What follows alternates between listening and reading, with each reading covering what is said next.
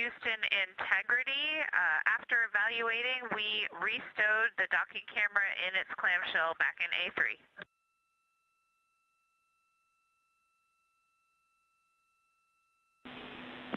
Copy, Christina. Docking cam is in A3. And for you and the rest of Integrity crew, please stand down from toilet usage while we perform a wastewater dump.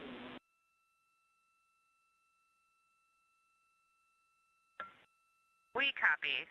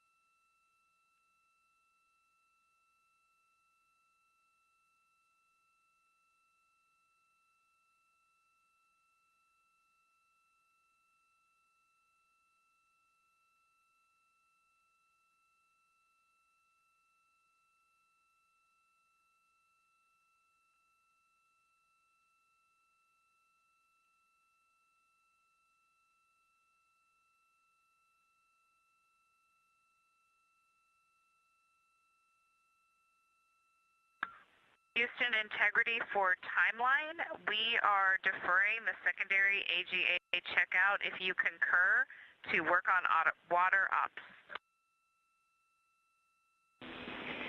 We concur. Thanks, Christina.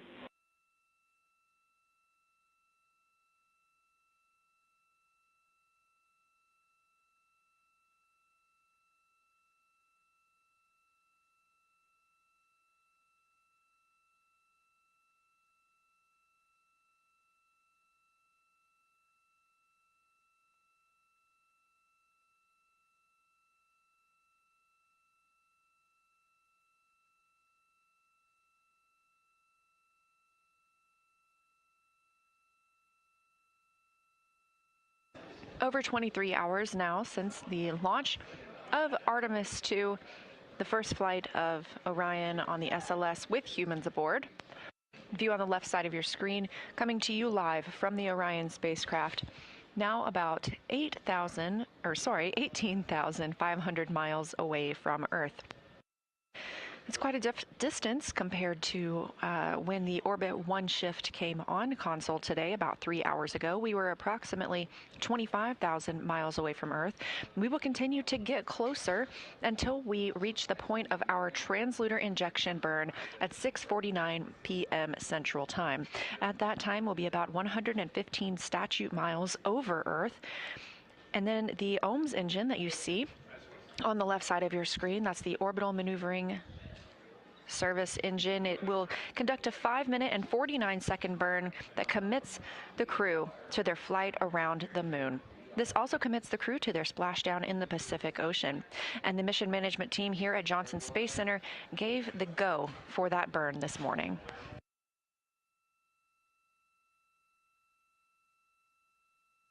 Down in the bottom right side of your screen, a view inside Mission Control Houston, and specifically the Artemis Flight Control Room.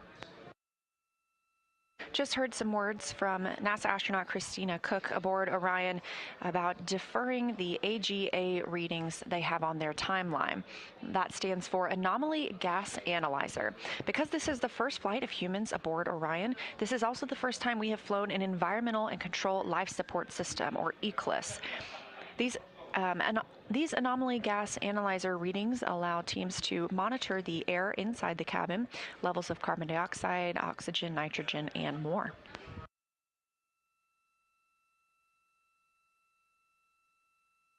The team is focused, the team of astronauts, I should say, on setting up for the burn, as well as gathering some water from their systems on Orion. They are putting water into bags as a precautionary step ahead of translunar injection burn. There was a valve issue with their water yesterday. It was resolved, and they've been able to use it as planned. So this is completely precautionary ahead of this burn that sends us around the moon.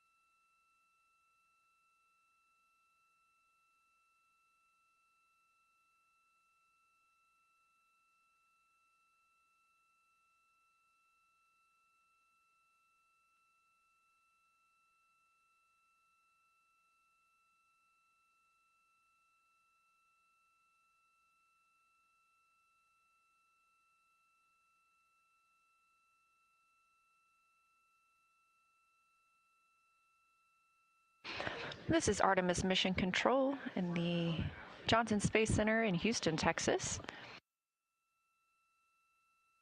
Again, you've got a live view on the left side of your screen of Orion on the Artemis 2 mission, now about 17,300 miles away from Earth. It's been 23 hours, coming up on 23 hours and 15 minutes since Orion launched yesterday as part of the Artemis 2 mission, a test flight, and the first flight of humans aboard the spacecraft.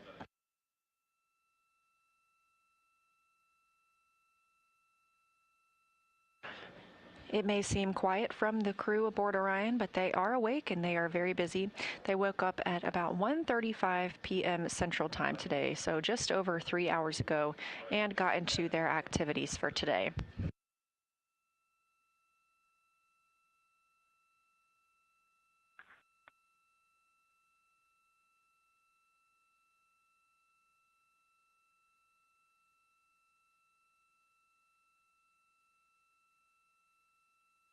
Some of the things the crew has been working on today include preparing for the burn by participating in burn conferences and targeting.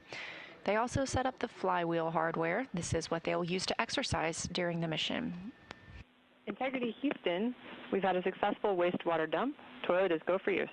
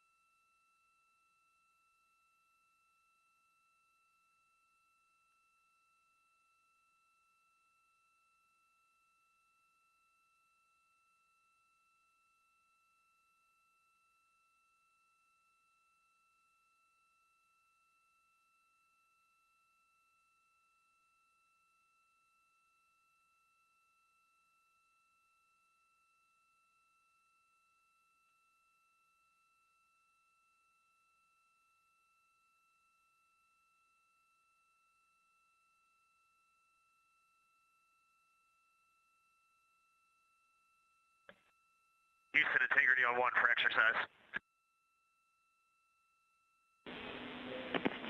Reed, we're with you. I just want to confirm that the arrays are in a good config and you're ready for exercise.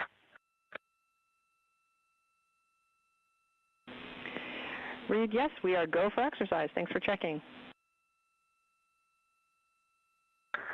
Okay, I can't promise this is going to be the full protocol, but I'll at least give it a shot here in the cabin. We have a lot of other work going on, so I may have to defer, but let's give it a try. Here we go. Understood. We're interested in how it goes.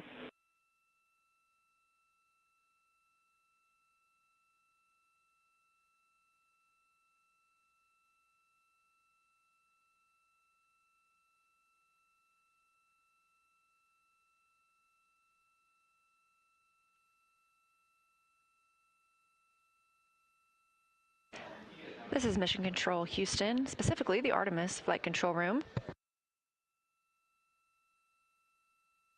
That was NASA astronaut and Artemis II Commander Reed Wiseman calling down from Orion to the teams here in Mission Control, reporting that he is ready to use the flywheel device for exercise. Of course, as this is a test flight and the first flight of humans aboard Orion, this is the first opportunity that the crew has had to use the flywheel.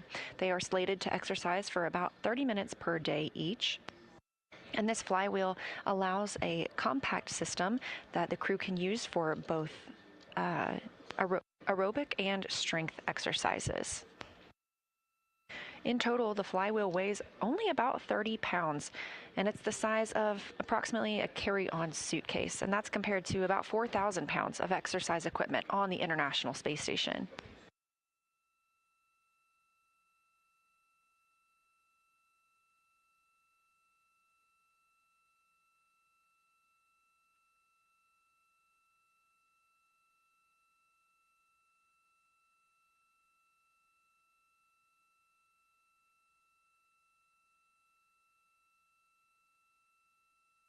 Major milestone on the timeline today for the Artemis II crew is the translunar injection burn that will take us away from high Earth orbit and on to the moon. That translunar injection burn is slated for 6:49 p.m. Central Time, a 5-minute and 49-second burn on the Orbital Maneuvering Service engine. You've got a great view of that on the left side of your screen. It is the largest thruster in the center of that piece of the European service module.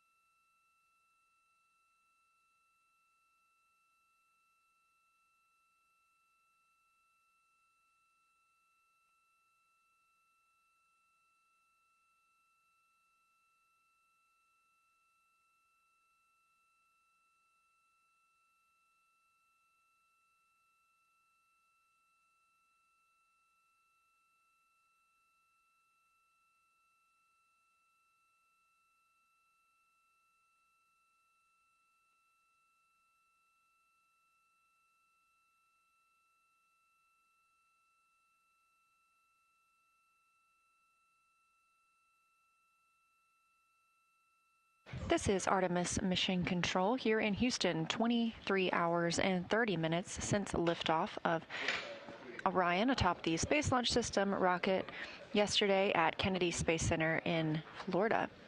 We're live here at Johnson Space Center in Houston, Texas, continuing to monitor the mission.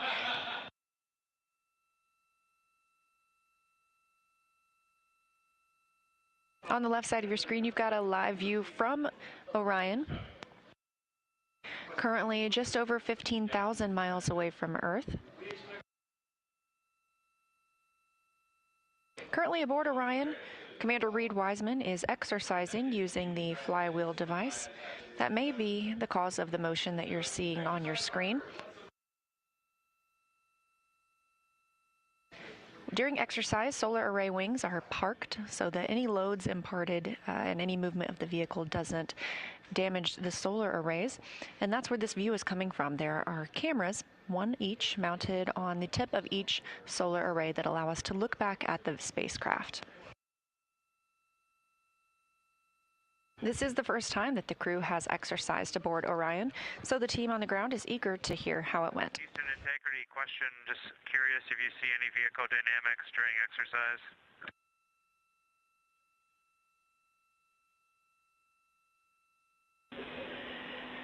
Jeremy, funny you should ask. We're watching a small oscillation visible in SAW camera 2, and GNC has informed us that it is registering on our IMU sensors. Nothing of concern, of course.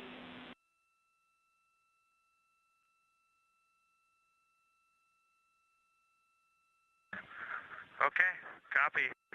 We'll keep Reed exercising.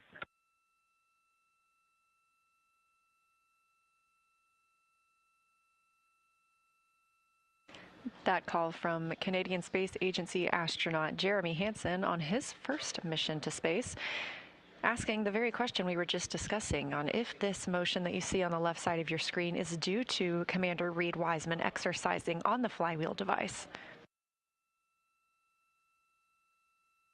Ground teams here in Mission Control confirm there is no concern with any motion that we're seeing right now, but it is related to the exercise ongoing.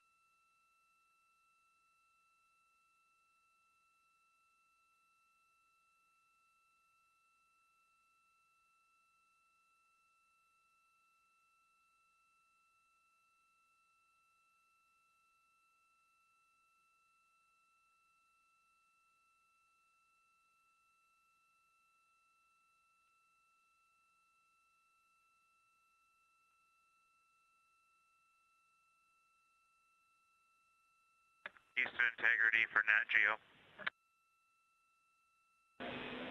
Go ahead, Jeremy. Two questions for you. I did the settings on the GoPro Max, and when I turned it on, everything was wiped clean. So all the settings I updated, and then I turned it off and turned it back on, and 360 video was not there again.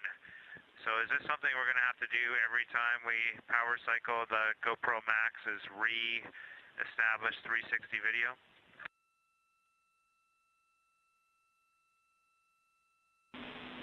Checking.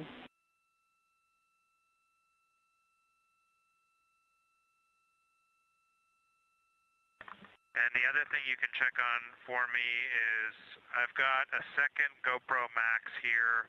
I expect it is a spare. Where do you want it stowed for the mission if we don't need it?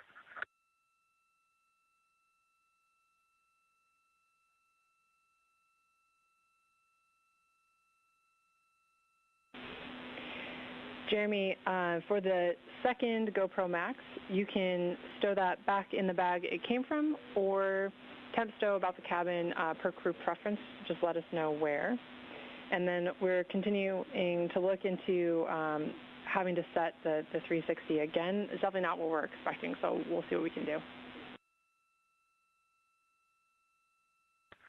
Okay, and there's a couple bags things came out of, so it's not clear to me where this one goes back. So if you can tell me where the Nat Geo Pro Max camera should be put back to.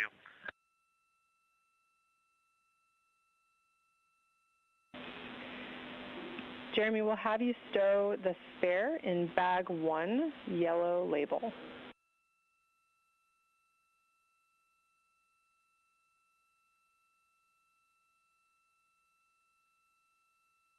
Okay, copy bag 1, yellow label. I assume that is in DE.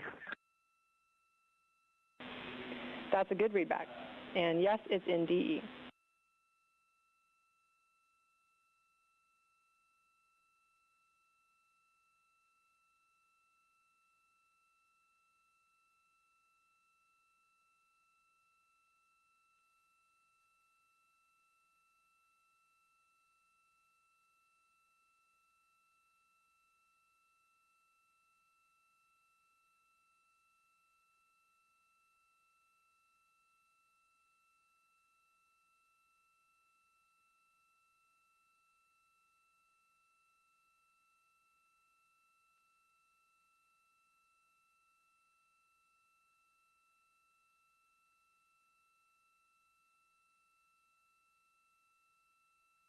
This is Artemis Mission Control, and you've got a live view of the Orion spacecraft from a camera on the tip of one of its solar array wings.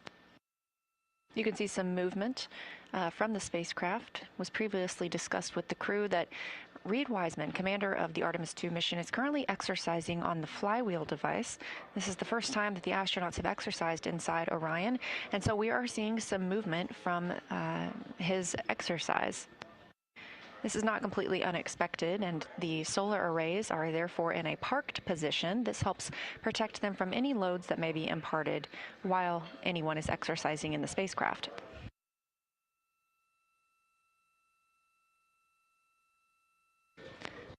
We also heard Canadian Space Agency astronaut Jeremy Hansen calling down to discuss Nat Geo and the cameras that he's using. Through a competitive selection process, NASA selected National Geographic to help tell the Artemis II story. Therefore, the crew is equipped with several cameras, both Max and Hero 11 GoPros, and each day they are timelined to film from a list provided by National Geographic. Houston Integrity for update on water ops. Houston's with you. For your information, from the time we noted we were starting water ops until now, we have about 7 liters stowed in one of the CWCs. That was with 2 people working it, and now we're going down to single person ops. So that's just for your tracking purposes. And can you confirm the total number of liters you're hoping to stow?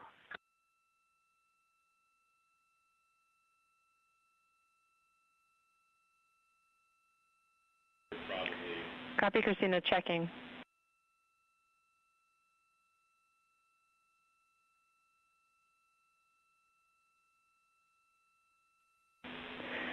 Okay, Christina, thanks for that update. We are seeing roughly the same amount of water removed on our end with 2 people working. We are probably going to work on this for another 20 minutes before we call you off, and then we will take as much water as we can get from those 20 minutes. How copy? We copy all, thanks. And do you have high confidence in your readings? If so, we will stop tracking on our end.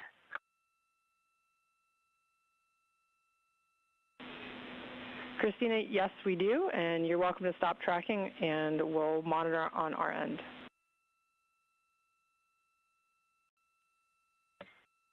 Copy all, thank you.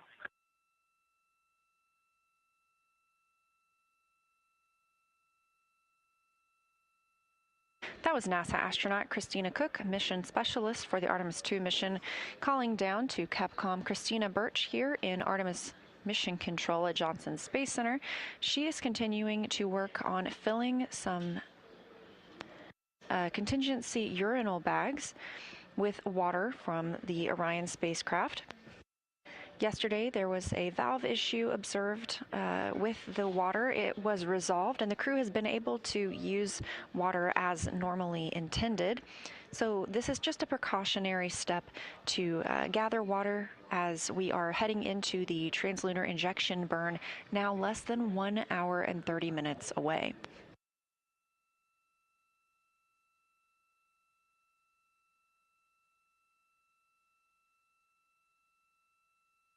It's been 23 hours and 45 minutes since liftoff. Orion currently 13,500 miles away from Earth.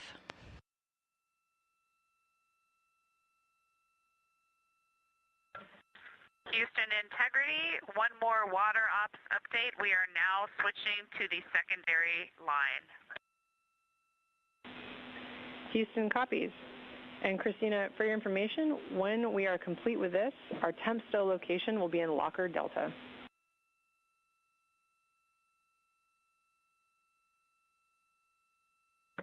Copy.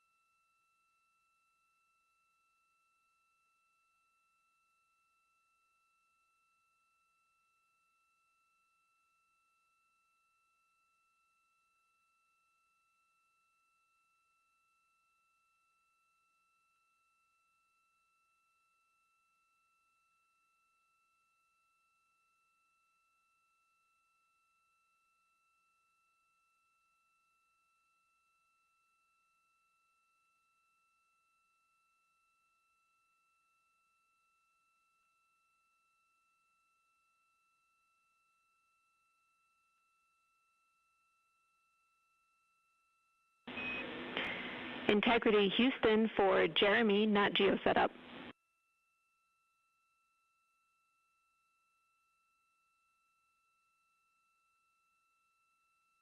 Go ahead, Jenny. Hey Jeremy, what you called down previously about the unexpected settings wipe was a surprise to us as well. We would like you to reperform step 3, which is to configure the GoPro Max again with the second or the backup camera. We want to try and understand if this issue affects both cameras or just the one. We think it might be a rad hit or something.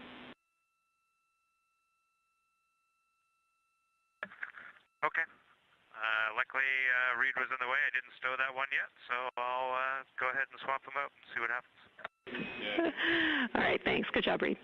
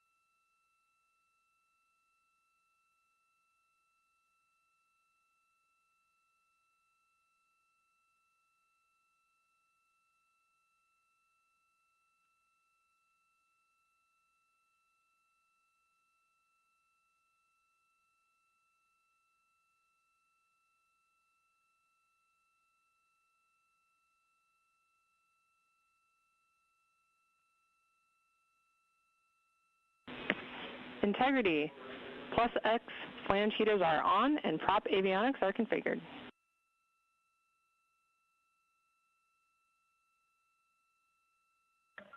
Integrity copies.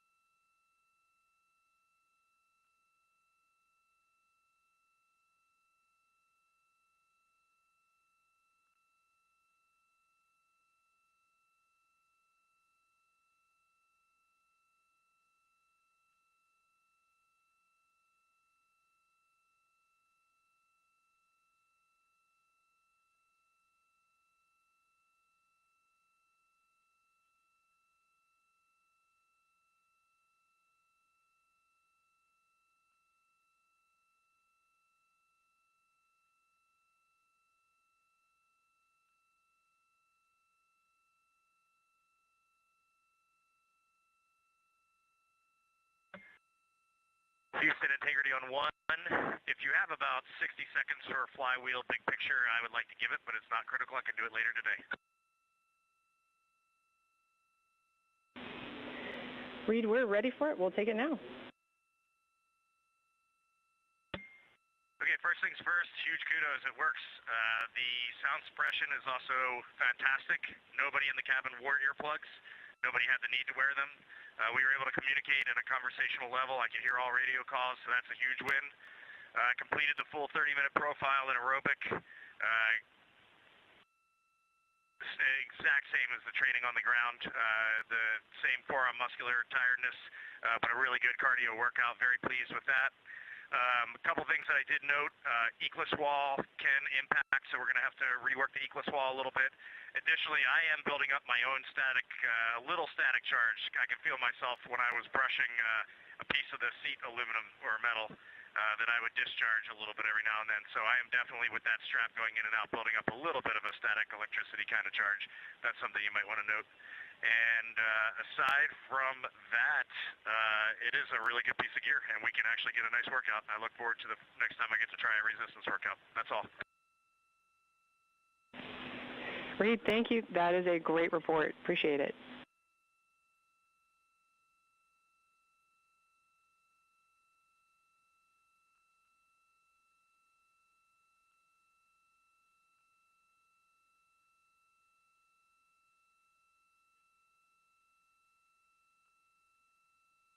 This is Artemis Mission Control in Houston, Texas.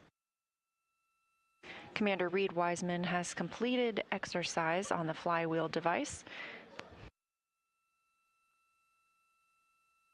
This is the first time anyone in Orion has exercised, and so he called down to the teams here on the ground reporting some of the things he learned during that time frame, including just some static electricity building up while he was using the flywheel. This is a test flight, and so every single piece of data is brand new and helps us prepare for future missions.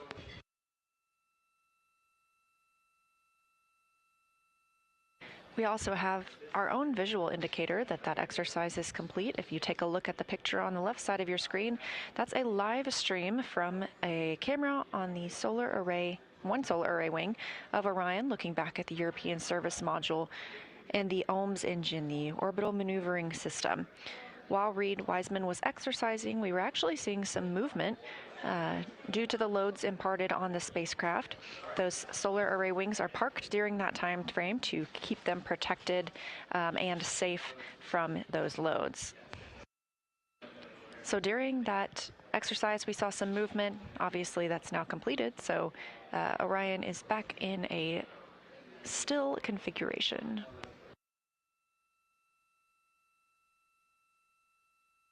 The spacecraft continues to get closer to Earth, now 11,790 miles away. When the Orbit 1 team came on console at 1:30 p.m., so about 4 hours ago, we were approximately 25,000 miles away from Earth. We'll continue to get closer and closer to our home planet until about 6:49 p.m. Central Time. We will be 115 statute miles away from Earth at the time of the translunar injection burn. The mission management team here in Houston gave the go for the translunar injection burn earlier today. That's the burn that will commit us to flying by the moon. Since launch, we've been in a high Earth orbit and maintained there thanks to some perigee and apogee raise burns. This translunar injection burn is what commits the crew to the full length of the mission, sending us beyond the moon for the first time in over 50 years and bringing us home for a splashdown in the Pacific Ocean.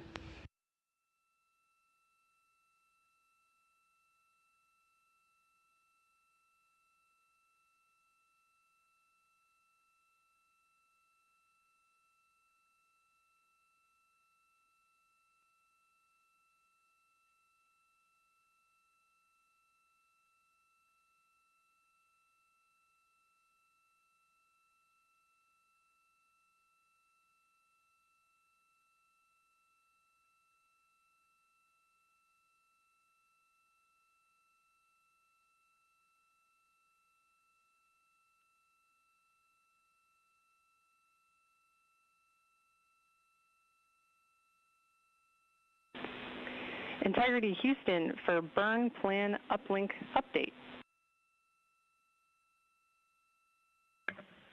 Go. All right, we have updated burn plans in 5 different slots. This would include the HEO Rev 2 deorbit burn plan, post-TLI abort plans for both 8 hour and 16 hours post-TLI, and the corresponding RTC last for each of those. And those slots will match what you have in your burn plan. Let me know if you want any more info.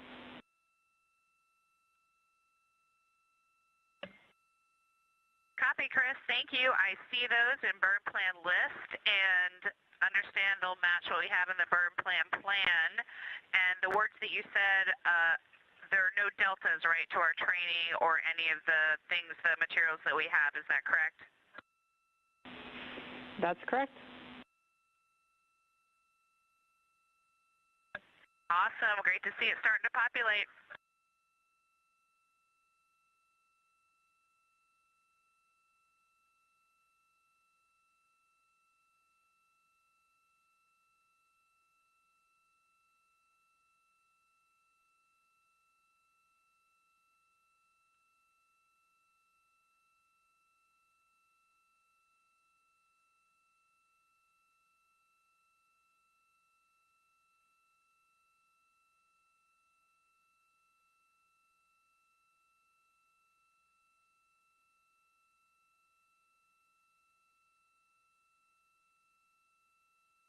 Now just over 24 hours into the Artemis 2 mission, after a successful and smooth liftoff and ride to orbit yesterday on the Space Launch System rocket and the Orion spacecraft, our Artemis 2 crew is currently 11,260 miles away from Earth. This is a visualization of the spacecraft as the teams are reconfiguring cameras ahead of the translunar injection burn. Translunar injection burn time of ignition is targeted for 1 hour and 12 minutes from now. That correlates to 6:49 p.m. Central Time. That burn will be using the orbital maneuvering system engine thruster on the European service module attached to Orion. It'll be a 5-minute and 49-second burn when the spacecraft is just 115 statute miles above Earth. The translunar injection burn will send us beyond the moon and commit us to a splashdown. That splashdown currently targeted for April 10th.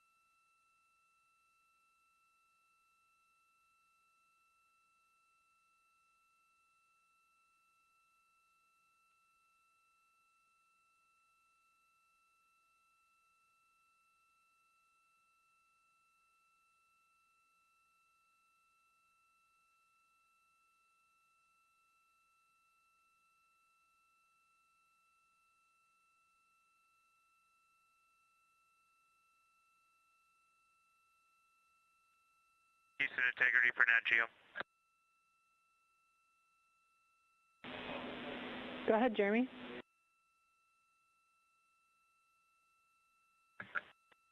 Yeah, I seem to be getting intermittent, but the same signature from the other GoPro Max as well. That if I power it off, even when I leave it plugged in, so I don't think it's a battery issue, it defaults or it comes back on into regular video, not 360 video. So I think we just need to ensure it's in 360 video every time we power it on.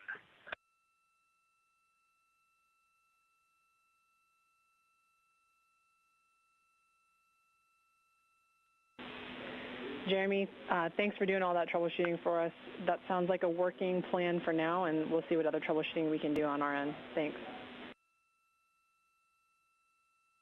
Okay, the one thing that would make that easier for us and to help prevent us from making a mistake is if we mount it such that the screen is facing the working volume of the vehicle. The procedure suggests having the screen face the bracket, but since it's 360 video, I'm wondering if that really matters.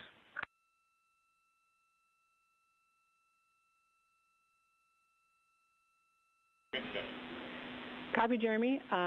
Yeah, you are welcome to mount the screen facing the volume if that is your preference.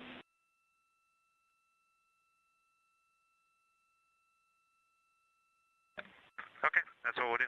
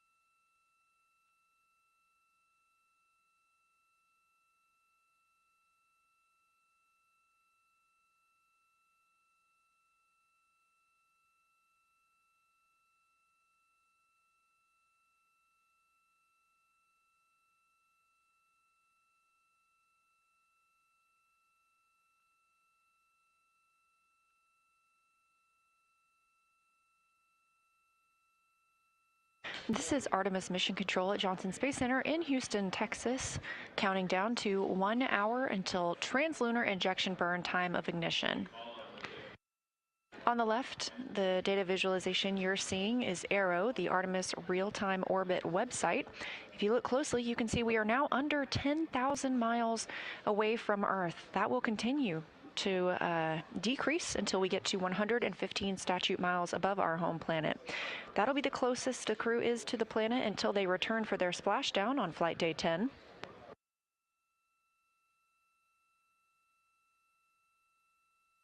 The translunar injection burn will be a firing of the OMS engine on the European Service Module, OMS standing for Orbital Maneuvering Service Engine. That burn targeted for 6:49 p.m. Central Time and will last 5 minutes and 49 seconds. We're now over 24 hours into the mission elapsed time. To be specific, we are 1 day and 13 minutes since the launch of Orion atop the SLS rocket yesterday in Kennedy Space Center. This is the first flight of crew aboard Orion, and it is a test flight. Since this time of launch, the crew has been in a high Earth orbit. Spending this time in a high Earth orbit has allowed teams to check out all of the systems aboard the spacecraft, being that this is the first time we've flown Orion with crew, allowing us to make the decision on whether or not we are go for translunar injection, which will send us around the moon and commit us to splashdown in the Pacific Ocean. The mission management team here at Johnson Space Center in Houston confirmed this morning that yes, we are go for translunar injection burn. The crew aboard Orion continuing to work in preparation of that burn, and teams here in Mission Control Houston doing the same. On the bottom right of your screen, at the top of the small box, you see Flight Director Jeff Radigan. He is leading the teams here in Mission Control, specifically the Orbit 1 shift. Down towards the bottom of that smaller box are at the Capcom console. Capcom today is NASA astronaut Chris Birch. She is communicating with the crew aboard Orion, serving as the single voice in the room, relaying information and instructions to our astronauts. To her right is Canadian Space Agency astronaut Jenny Gibbons. She is a backup for the Artemis 2 mission and a Capcom herself. Now under 1 hour until the translunar injection burn. Integrity. SM prop helium isolation valves and optocoupler glitch fitter are configured. Copy, and we see the same on the SM prop valves. And timeline/Optimus question for you when convenient. We'll take it, Christina. Go ahead. Thank you. In our PCD Optimus plan options, we now see a Flight Day 2 Final V2. Is that the one that you'd like us to be on? Yes, Christina, that's the one.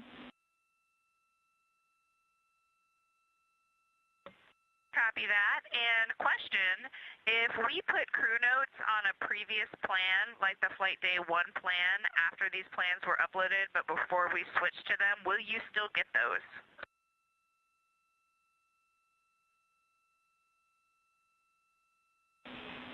Christina, that's a great question. We're going to investigate and get back to you on that.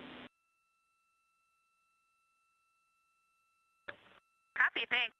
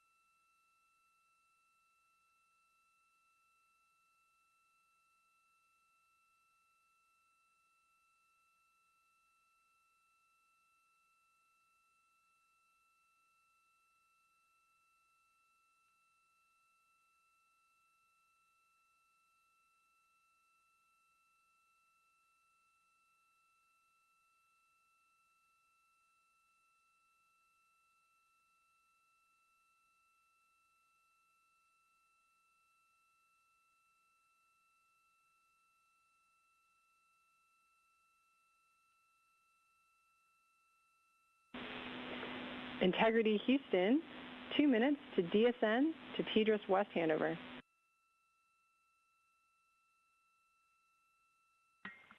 Integrity.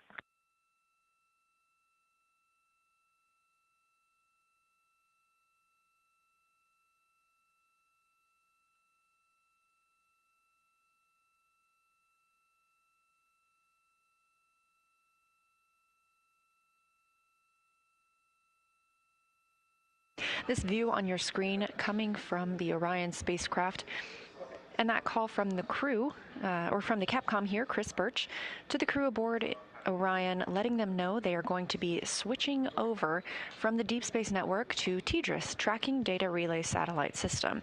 This is the same communication system that we use aboard the International Space Station, and we're able to use this right now because the crew is getting closer to the Earth as we speak. Orion is now about 8,600 miles away from our home planet, and again, that will continue to decrease until the TLI burn, now 55 minutes away. At the lowest point of their orbit, they will be just 115 miles above Earth when that burn begins.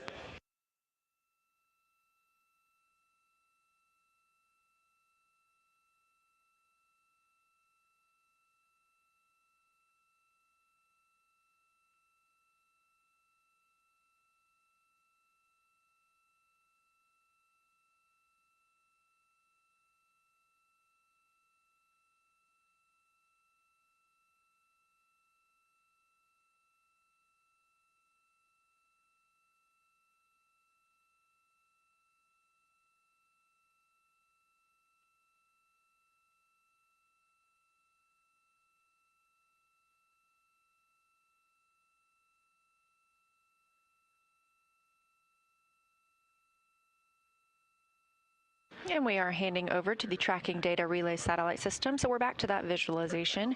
The Artemis Real-Time Orbit website, also known as ARROW. You can access this at any time by visiting nasa.gov, searching for ARROW.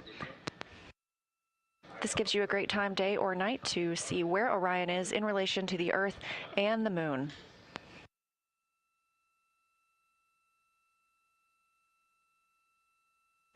It's been about 4.5 hours since the Orbit 1 team that's working in Mission Control Houston came on console. At that time, we were 25,000 miles away from Earth, and you can see how rapidly we continue to grow closer to the planet.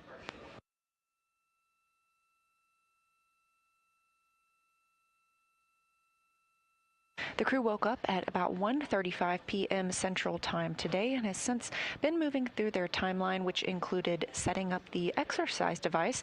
Commander Reed Wiseman using that flywheel exercise device for the very first time. The crew has also been filling water bags. There was a water valve issue yesterday. It has since been resolved, and the crew was able to use the water dispenser as planned. However, this is, again, precautionary ahead of the translunar injection burn to go ahead and get some water out of those 4 tanks aboard Orion.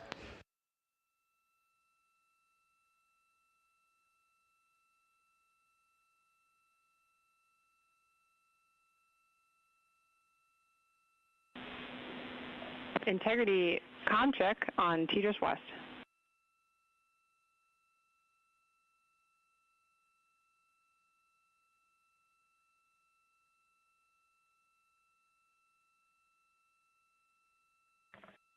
Loud and clear on TDRS. How us? We have you the same.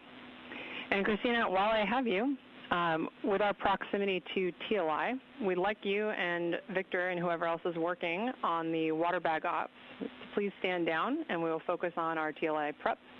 And also please confirm that you are complete with exercise.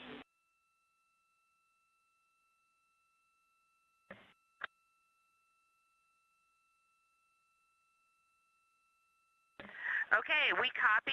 Victor did get a tiny bit in, but he is standing down, so we are complete with exercise. We also stood down from water ops. Looking forward to TLI.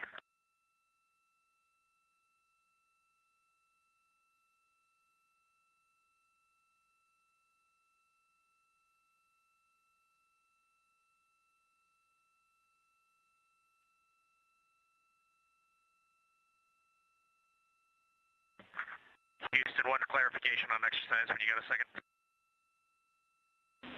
Go ahead, Reed. Hey, Victor is deferring his exercise for now, just due to time and the water bag. He was our lead water bag filler, so we will want to get him exercise this afternoon, please. Copy. We will find a time to make that happen.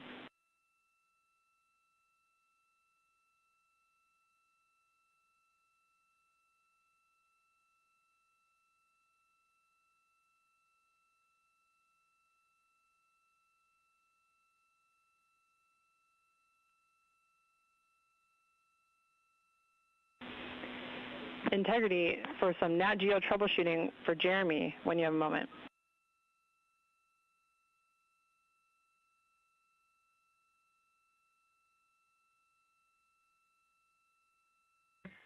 Go ahead. Jeremy, we have one small troubleshooting request from you. We're hoping it will not take very long, and it'll get us some good data to see what's going on. If you could please, on either Max GoPro, turn it on, and in the bottom left corner of the LCD screen, tap the button that appears there, and see if you can cycle it from video to 360.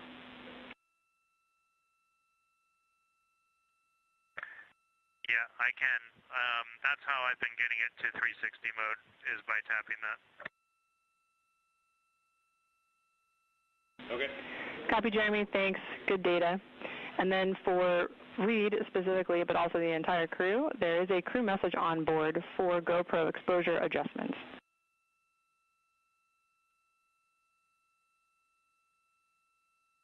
Okay, copy. We got a message on board.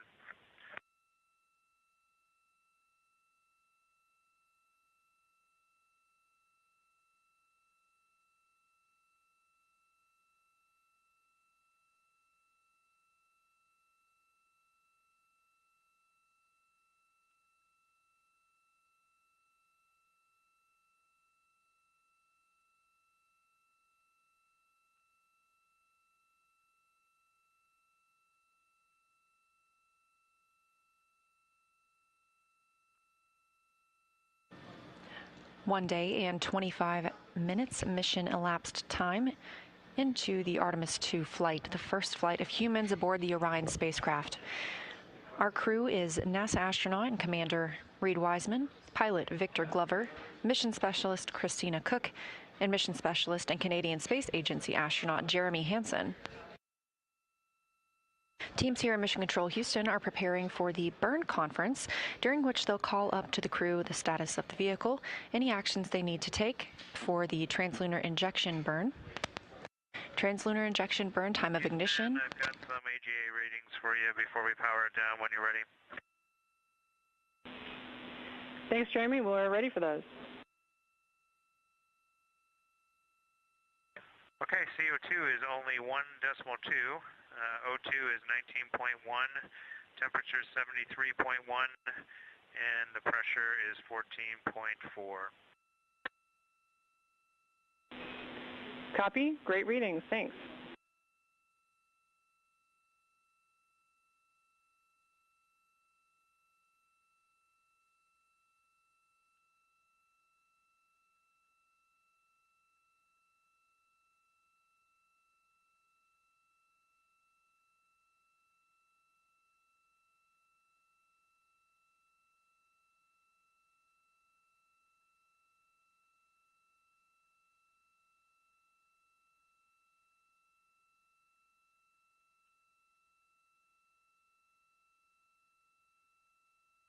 And Houston, just for timeline to sync you up, we've got most things taken care of other than the stuff we told you we've deferred already. The portable speaker, we've got it out, but we're not going to turn it on. We haven't had a need for it yet, and we know there's some ground settings, so we don't want to get into that before TLI. So we'll just leave it. We'll get to it later. And then we do want to get some exercise for Victor later. He didn't get much time on that. Other than that, you have any questions on our timeline?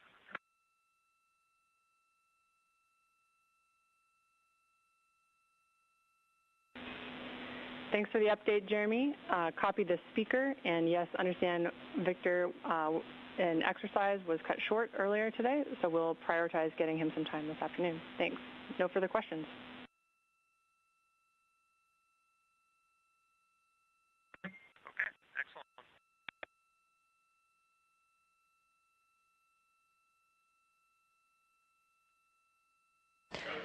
Calls from the crew aboard Orion down to Mission Control here.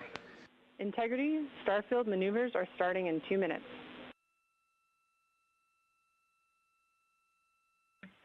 Integrity copies. That's the voice of Canadian Space Agency astronaut Jeremy Hansen. He was previously working with the National Geographic equipment and on that timeline, troubleshooting some of the camera settings that he was having trouble with. The crew is capturing different facets of their life aboard Orion through that National Geographic timelined activity. Also relaying down the information that pilot Victor Glover didn't really get the opportunity to exercise on the flywheel device, as was previously timelined for him today. We do know that Commander Reed Wiseman was able to use that device, so teams here on the ground will look at the timeline and make sure Glover gets to exercise this afternoon as well. 45 minutes now from the translunar injection burn.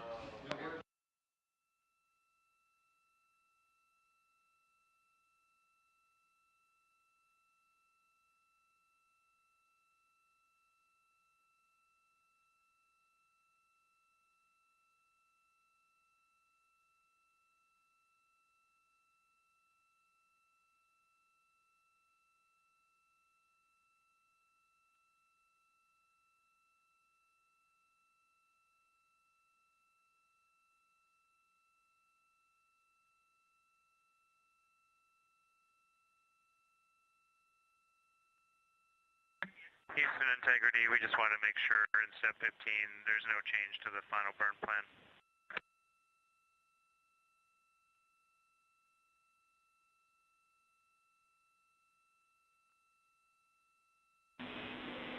Jeremy, we do have some small changes to the burn plan. It's currently being uplinked and should be complete shortly.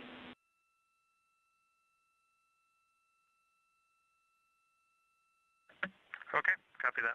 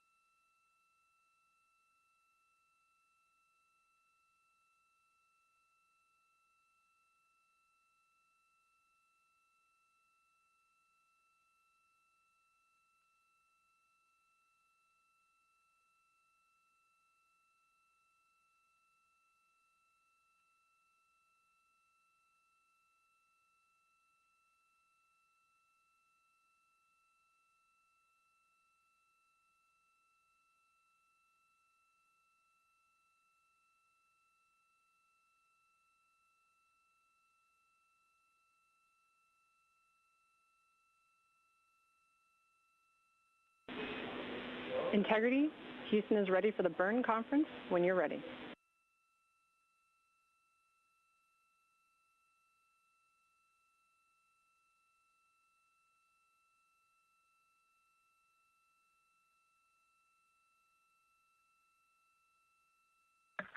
Okay, we're ready on board. Go ahead.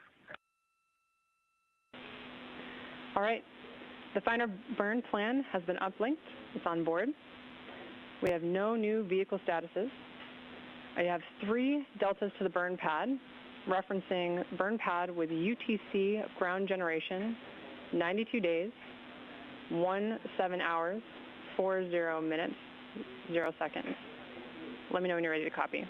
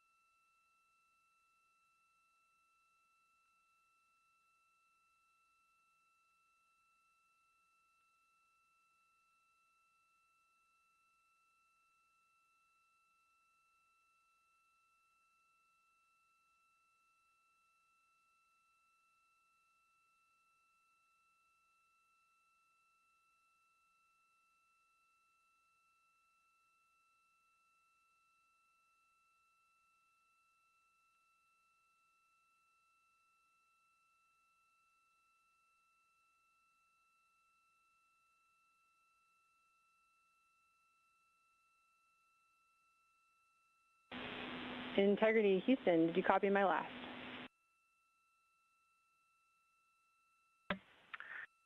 Yeah, we did. Well, we copied you talking about the UTC time. We called you, but then didn't hear back, so I'll just start over. We are looking at UTC burn pad that we started with earlier today that we changed to V3. It's day 92 and time is 1740, correct? And we'll save that as version 4. That's correct, Jeremy. Are you ready for the deltas?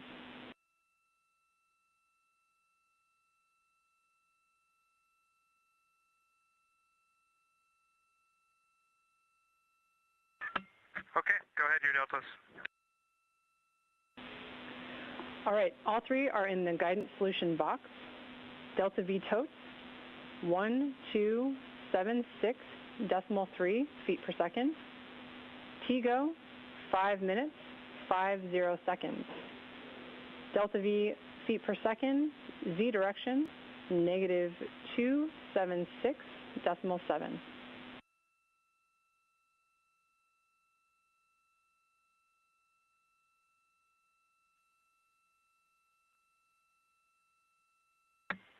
Okay, we're going to take another second of TGO, and we changed the Z direction, and we got the new delta V tote of 1276.3. Good read back.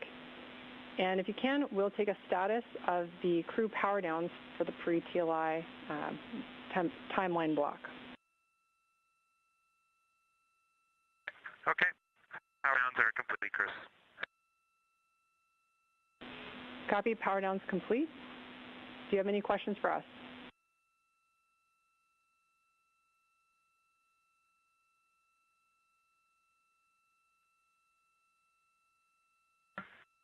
We don't have any questions, and I guess we might as well ask you for a go for targeting at minute 31.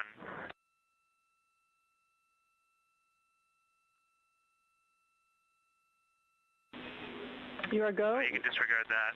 We'll just verify and initiate. You are go. That's exactly right, Jeremy. Expecting that to happen automatically.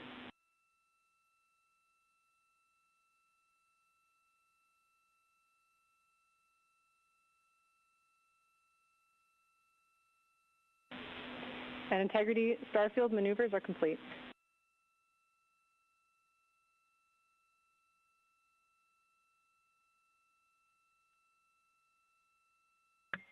Copy.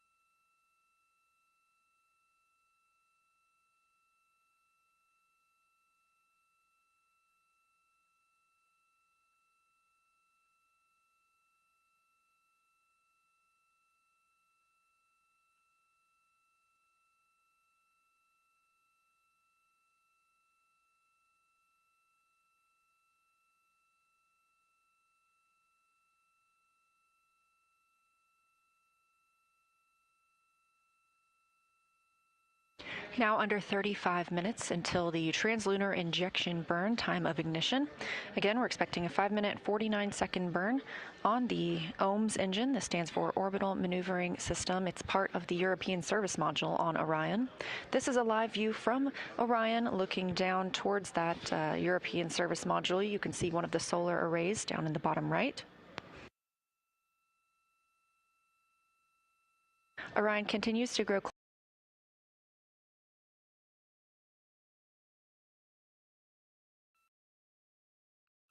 at the time of ignition for the translunar injection burn.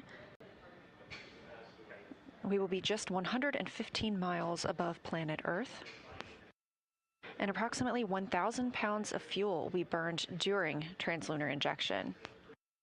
Prior to heading to the moon, Orion must be at least one fault tolerant in all of its systems. Mission management team earlier today did poll go that we are ready for the translunar injection burn on time tonight.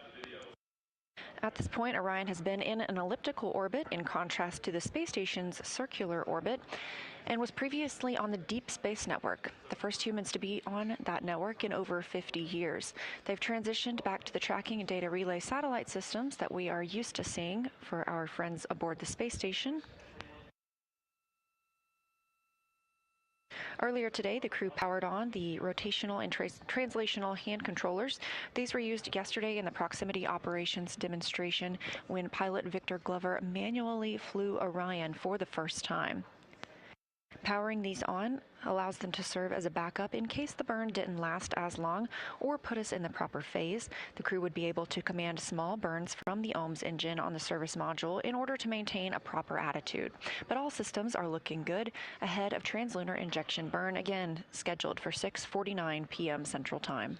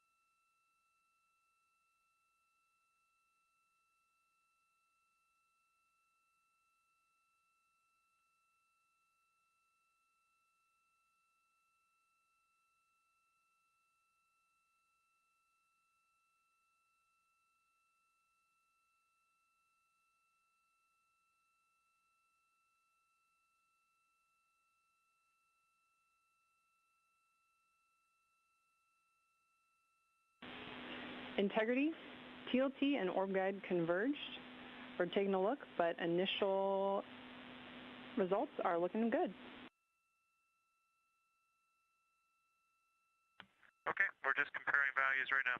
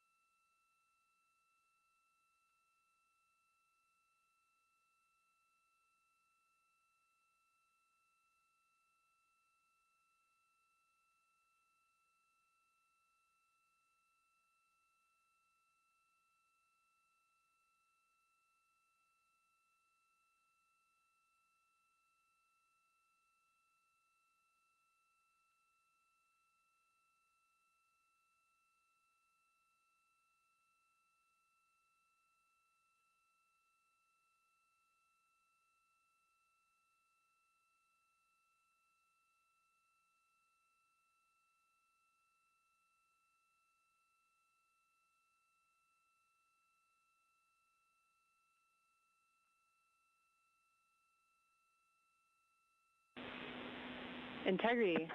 Houston has completed the poll for TLI. When the engine ignites, you embark on humanity's lunar homecoming arc and set the course to return Integrity and her crew safely home. Houston is go for TLI.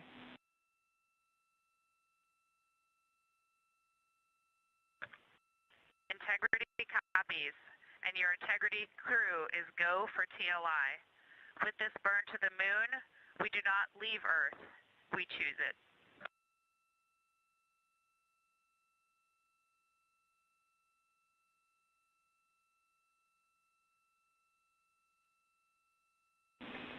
Integrity copy. Thanks for those beautiful words.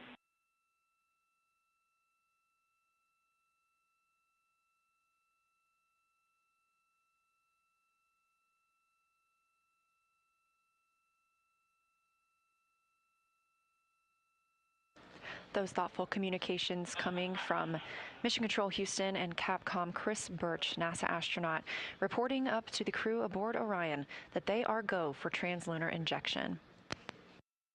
Equally thoughtful words coming back down from mission specialist NASA astronaut Christina Cook, ready for translunar injection to fly by the moon and also return home to our planet.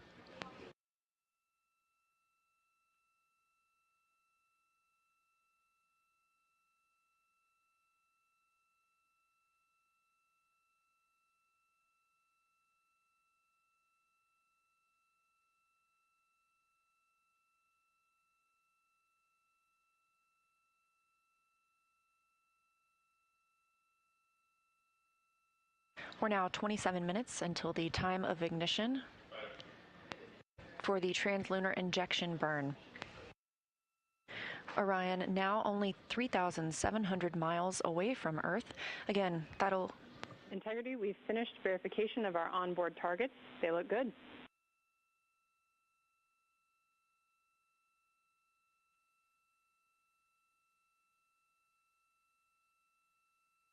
Okay, Chris, our comparison looks good as well. We copy.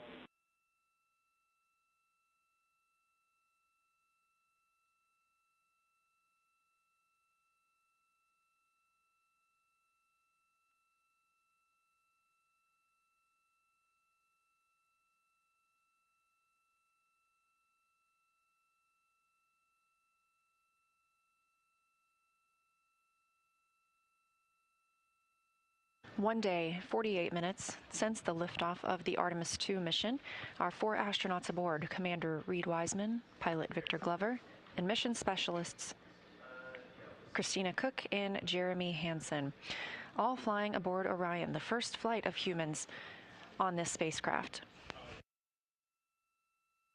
We are 25 minutes away from the time of ignition of the translunar injection burn. This is a 5-minute, 49-second burn on the orbital maneuvering service engine on the European service module. The view on the left side of your screen, looking down towards that portion of the spacecraft, you can see the solar arrays, which gather power from the sun and store that in Orion's batteries. The spacecraft now 3,400 miles away from Earth. That'll continue to decrease until the time of ignition for translunar injection, when the spacecraft will be just 115 miles above our planet's surface.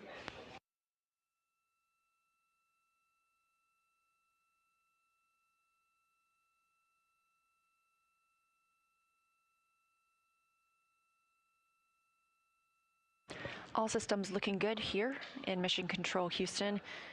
Teams have given the final go for Orion. The first of those came this morning from the mission management team here at Johnson Space Center, and the most recent coming from the flight controllers in Artemis Mission Control.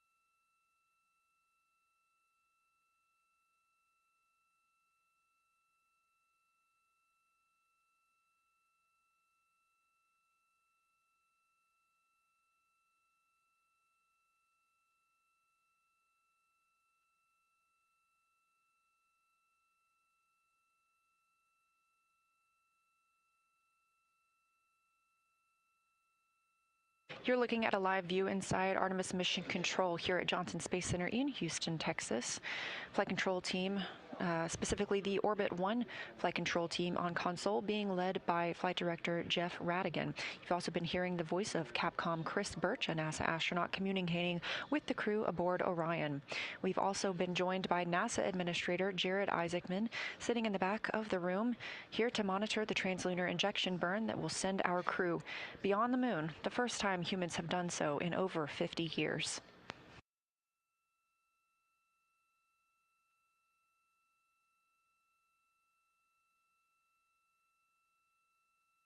Orion is now under 2,800 miles away from Earth.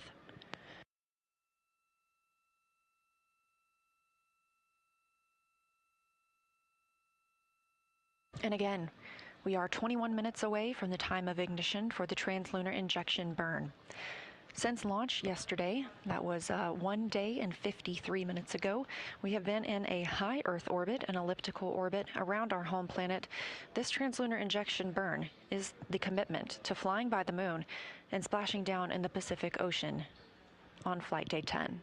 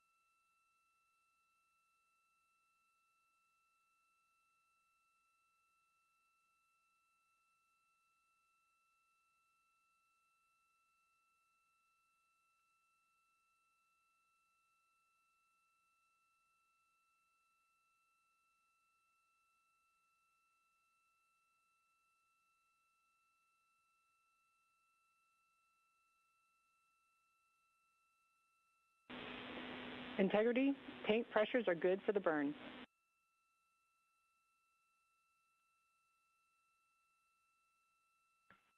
Integrity copies.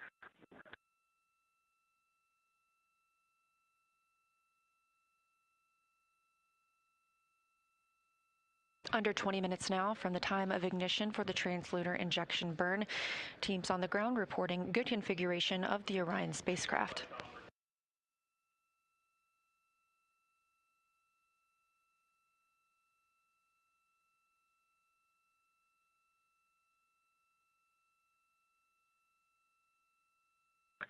All right, and Houston, we're showing DBDT, it's fluctuating, but 0.0129, and as it's still going positive up to 0.005.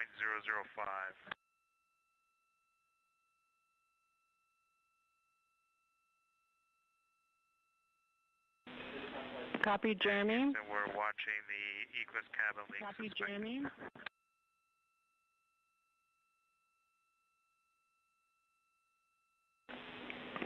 Jeremy, we see DPDT stable. We want you to continue to monitor. Continue to monitor via procedure number 2.1.0. Notice a change in the fan speeds just prior to that.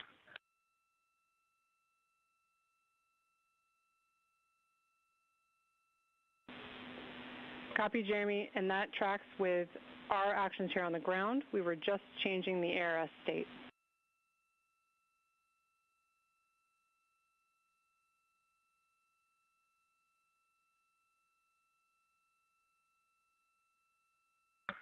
Okay, we will continue to monitor this as well with you in parallel, and we'll keep progressing with the burn.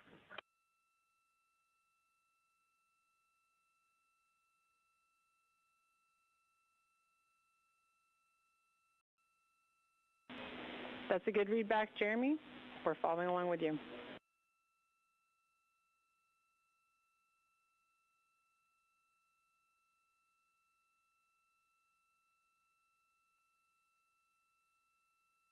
Calls from Mission Control Houston and Orion as they received a cabin leak warning. However, teams on the ground were transitioning the air revitalization at that time. The crew will continue to monitor the status inside the cabin. However, we are still go for translunar injection burn at this time.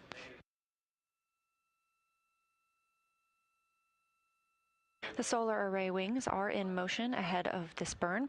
We position the solar array wings so that there are no loads imparted on them during the burn, keeping them safe from damage.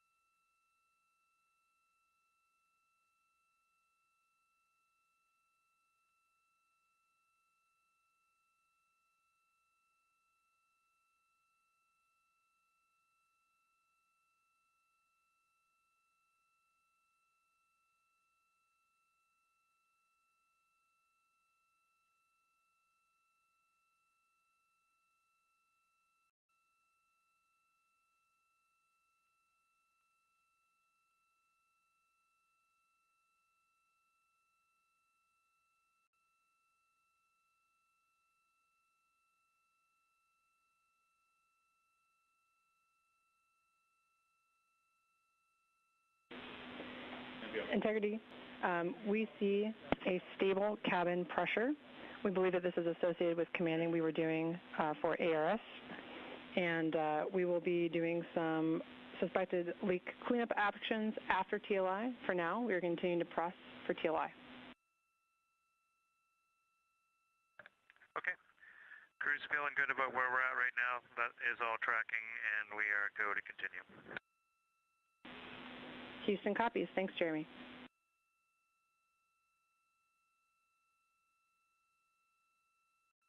After looking at the data here on the ground, further confirmation from the teams that they believe the warning the crew received was when they switched over the air recirculation system following the exercise that occurred earlier. The cabin temperature and pressure have been reported as stable, and so the crew remains go for translunar injection burn.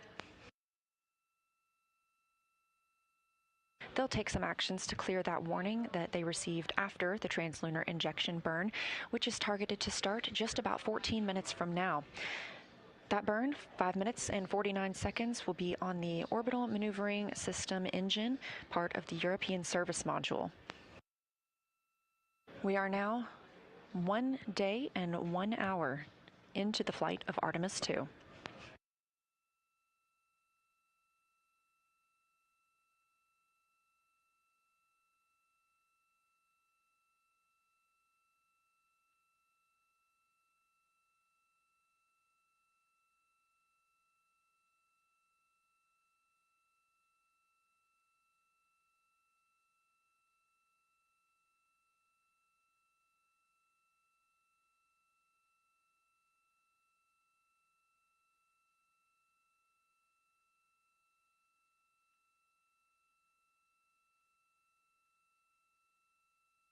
"13 minutes from the time of ignition, Orion just about 1,300 miles away from the Earth's surface. Integrity, maneuver to burn attitude starting in 2 minutes.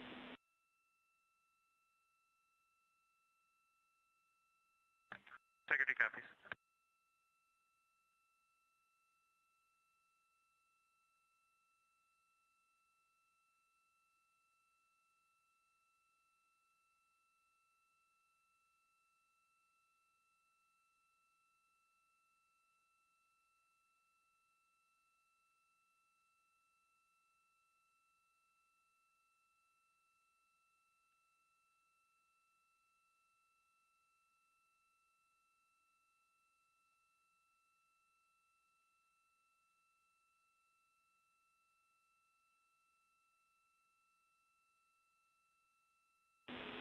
Integrity, saws are configured for the burn.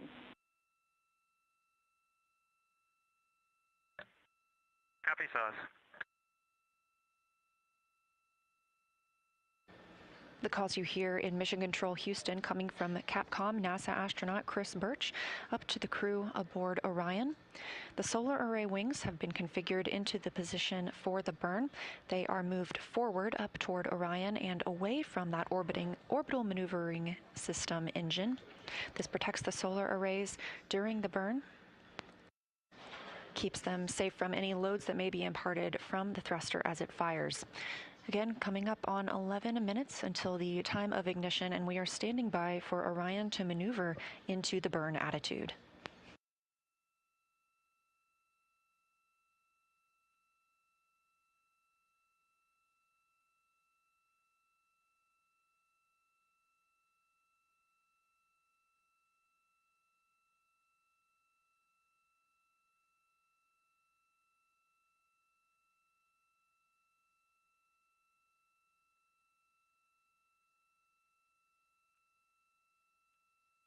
Orion now just 1,000 miles above Earth.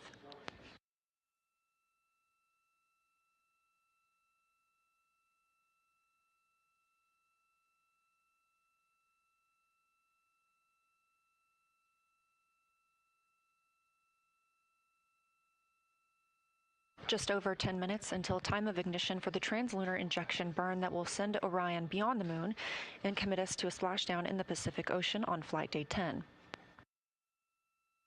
Approaching 900 miles above Earth's surface, and at time of ignition, Orion will be just 115 miles above Earth, approximately 250,000 miles away from our lunar neighbor.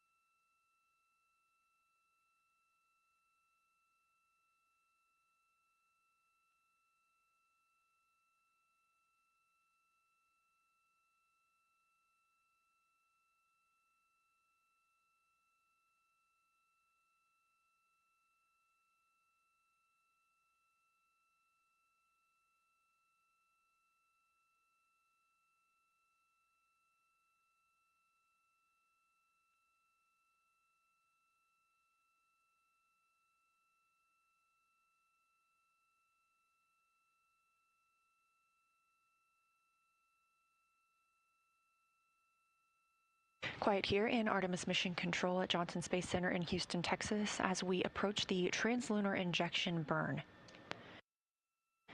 Less than 9 minutes away from time of ignition of this 5-minute, 49-second burn.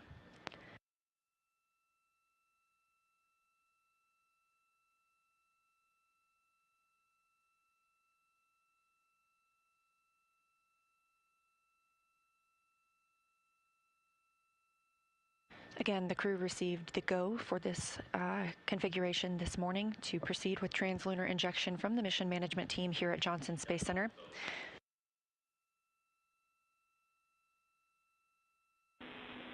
Integrity, roughly 1 minute left in our maneuver to burn attitude. Okay, we show the same.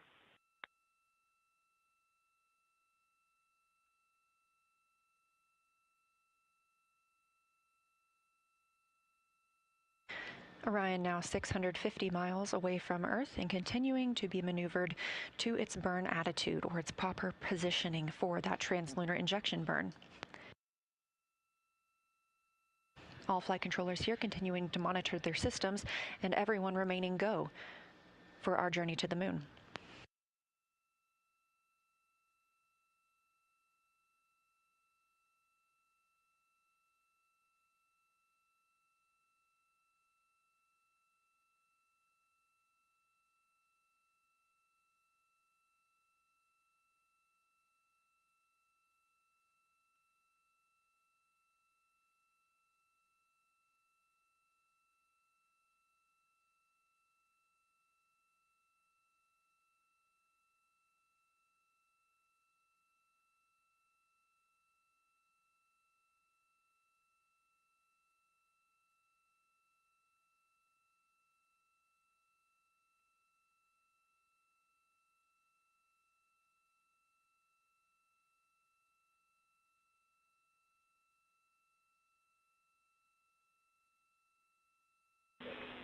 Integrity, Orion is in burn attitude.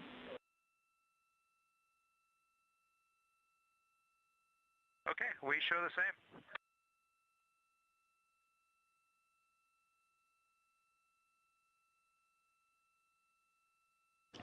Capcom Chris Birch confirming to the crew that Orion is in the proper attitude, the proper positioning for the translunar injection burn, now less than 6 minutes and 20 seconds away. Orion is less than 500 miles from our Earth.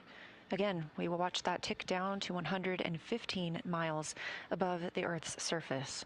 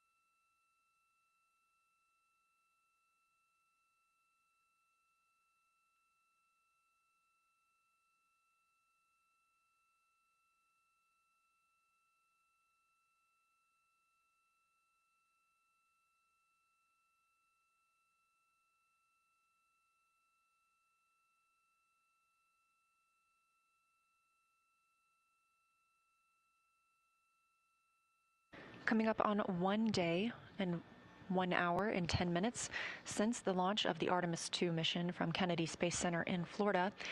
And we've just marked 5 minutes until the time of ignition for the translunar injection burn, which will send us to the moon. Our crew, Commander Reed Wiseman, Pilot Victor Glover, Mission Specialist Christina Cook, and Mission Specialist Jeremy Hansen are all aboard the spacecraft, which is properly configured for the burn. This commits us to leaving Earth orbit and moving beyond the moon. It also is our deorbit burn and commits us to coming home, splashing down in the Pacific Ocean on flight day 10. The spacecraft is in the proper attitude, the proper configuration, with its solar array wings swept up toward the spacecraft, allowing the orbital maneuvering system engine, which will conduct the burn to prevent it from imparting any loads on those solar array wings. This will be a 5-minute and 49-second burn, at which point Orion will be just 115 miles above Earth.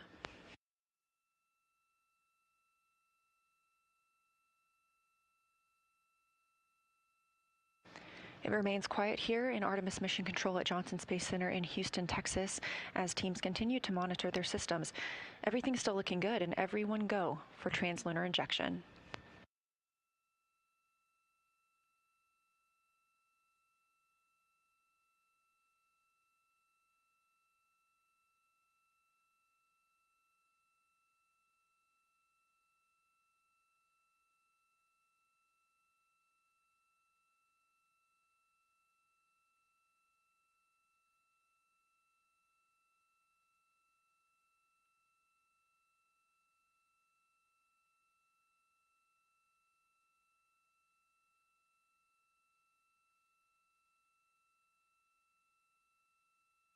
Three minutes now until the time of ignition for the translunar injection burn.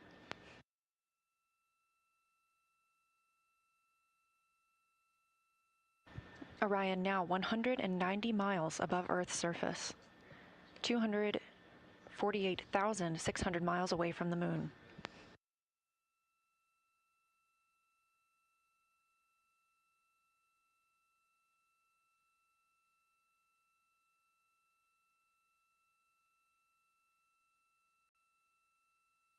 Continuing to hear good reports from the flight controllers here, Artemis Mission Control in Houston.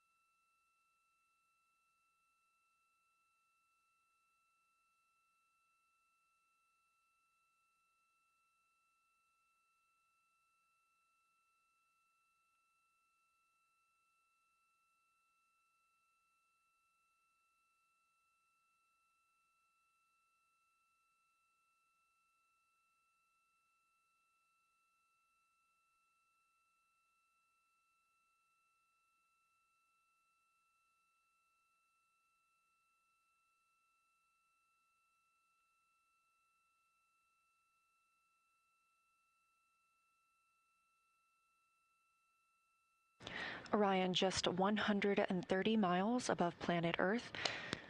As we mark 1 minute until the time of ignition of the translunar injection burn, correction to an earlier report, that will be a 5-minute and 50 burn on the Orbital Maneuvering Services engine.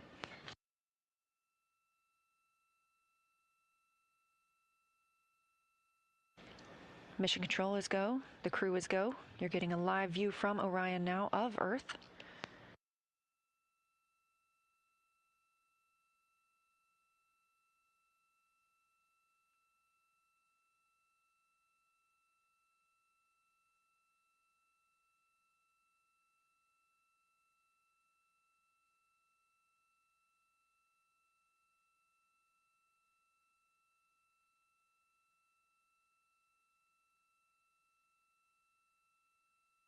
Ten seconds until translunar injection burn start.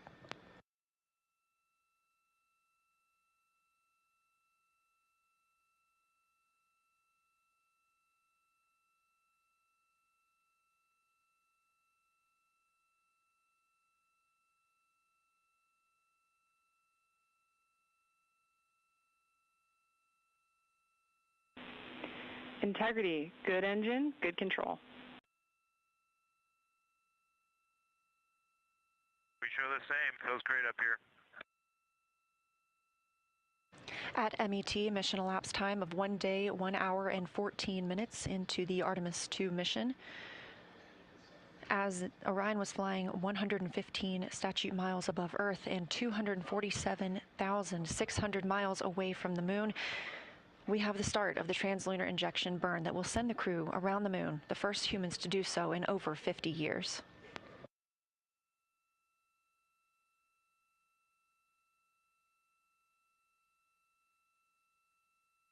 Again, this will be a 5-minute and 50 burn on the Orbital Maneuvering Service engine, part of the European Service Module.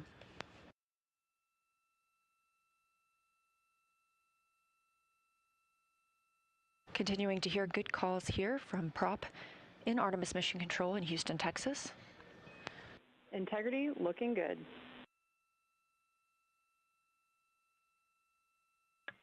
Integrity copies.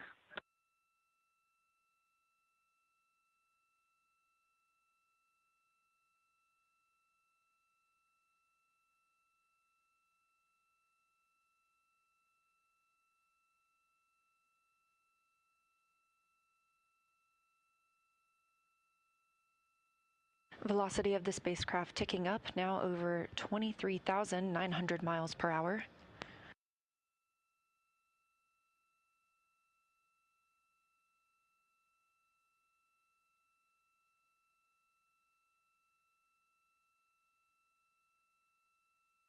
Two minutes into this 5-minute and 50 burn. Continuing to get good calls here in Mission Control Houston from all flight controllers. Integrity, we copy the enabled caution, no crew action. Okay, integrity copies.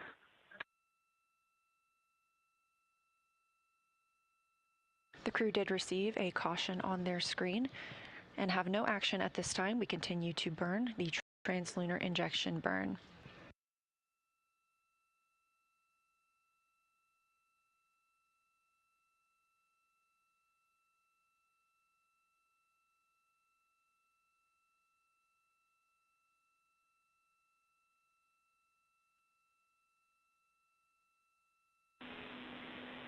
Integrity, similar caution, no crew action. Integrity copies.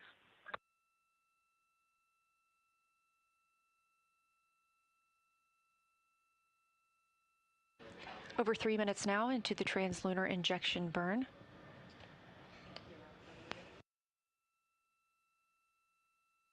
These live views coming from Orion as it looks back on Earth, leaving high Earth orbit and beginning its journey to the moon. We are now 230 miles above Earth, 246,500 miles away from the moon.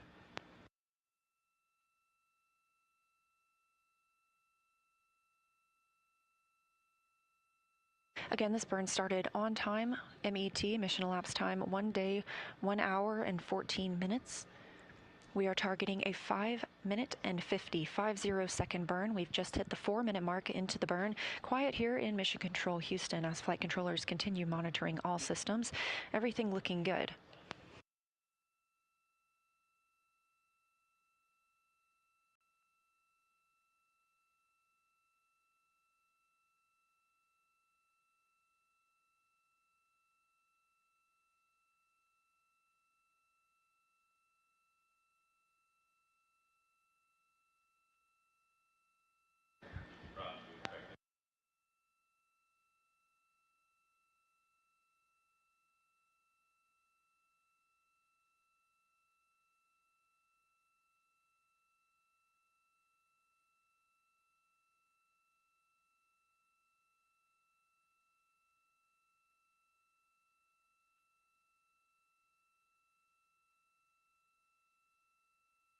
We have 1 minute left in the translunar injection burn. Everything continuing to look good. Again, these live views coming to you from Orion as it looks back on Earth and begins its journey to the moon. And this, a live look inside Mission Control Houston. Flight Director Jeff Radigan monitoring all of the Orbit 1 teams.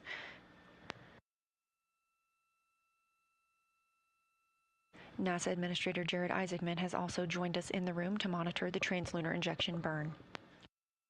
We have less than 20 seconds left of this burn. This is the final major burn for the mission because this also serves as our deorbit burn.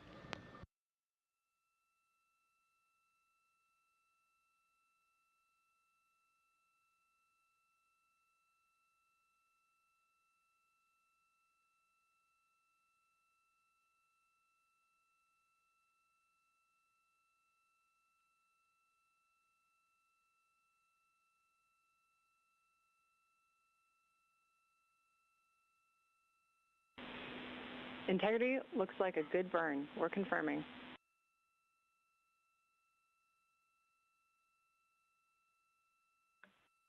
Integrity copies. Confirmation from teams here on the ground to the Artemis 2 crew aboard Orion. We have translunar injection burn cutoff and early reports that it was a very good burn.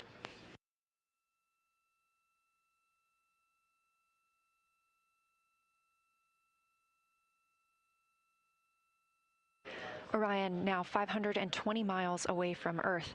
Just 5 minutes ago, we were only 115 miles above Earth's surface. That distance will continue to increase as we are now on a trajectory to fly around the moon for the first time in over 50 years.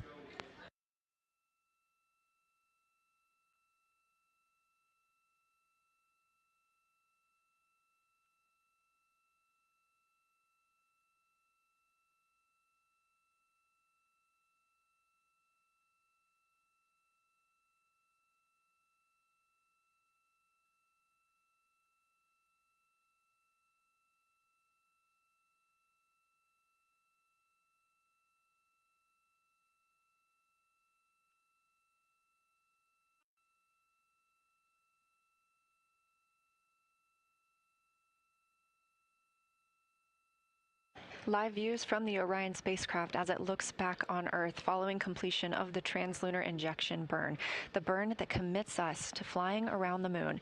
It also commits us to a return to our home planet on Flight Day 10 and a splashdown in the Pacific Ocean. But for now, these views of Earth as Orion starts its journey.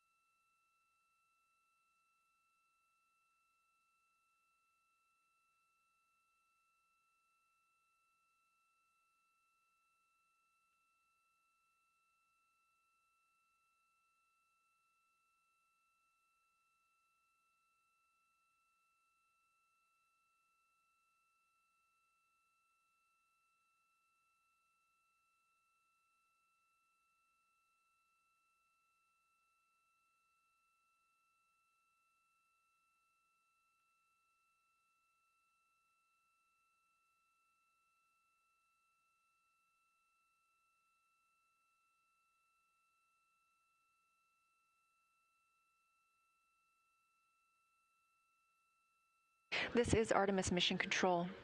1 day, 1 hour, and 24 minutes since liftoff of Artemis 2. We have just completed the translunar injection burn. Preliminary reports of a good burn. Again, this commits us to flying by the moon and coming back home on flight day 10. We're approaching 1,000 miles away from Earth. Just 10 minutes ago, we were 115 miles above Earth's surface.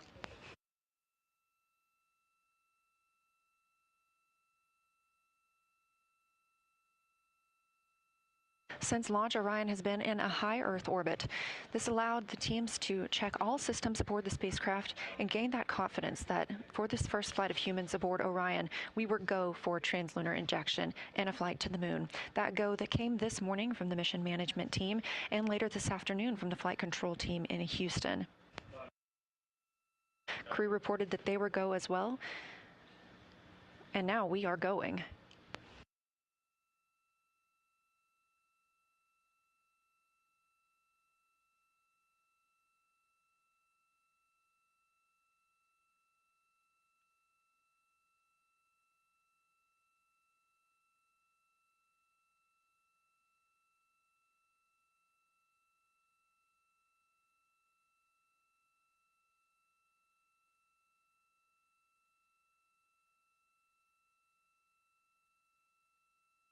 Teams in Mission Control Houston continuing to provide good reports on all systems aboard Orion. And Houston Integrity, we just wanted to share a little bit of the sentiment up here as we came around the planet, and we're zooming over just 100 nautical miles above it if you got a moment.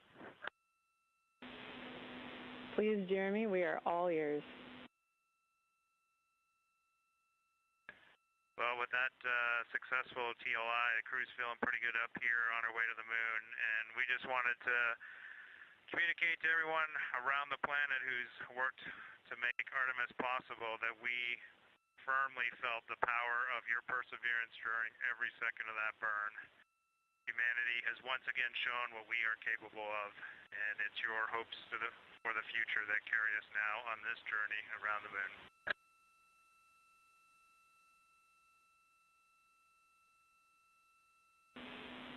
Thank you for those words.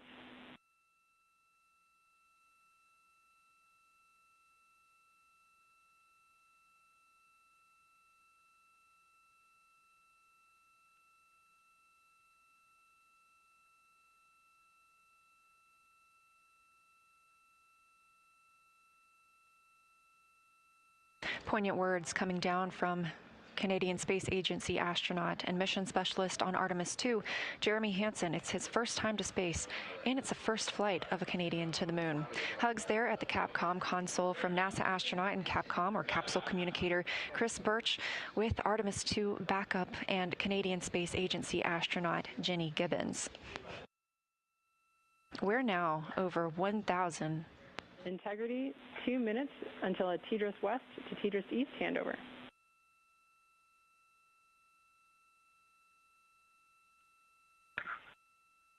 Integrity copies. Now over 1,500 miles away from our planet, that distance continuing to increase.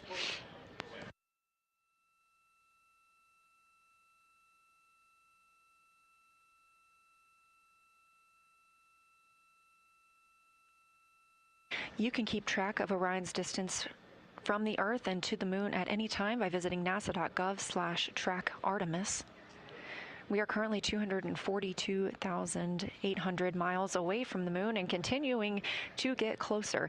We will do so until flight day 6 when we make our closest approach during the lunar flyby.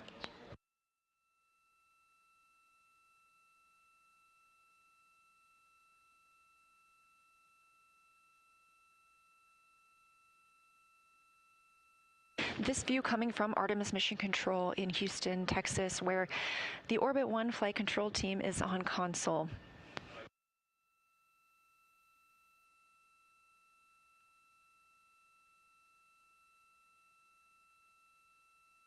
Team members continue monitoring the flight of Orion and the systems aboard the spacecraft.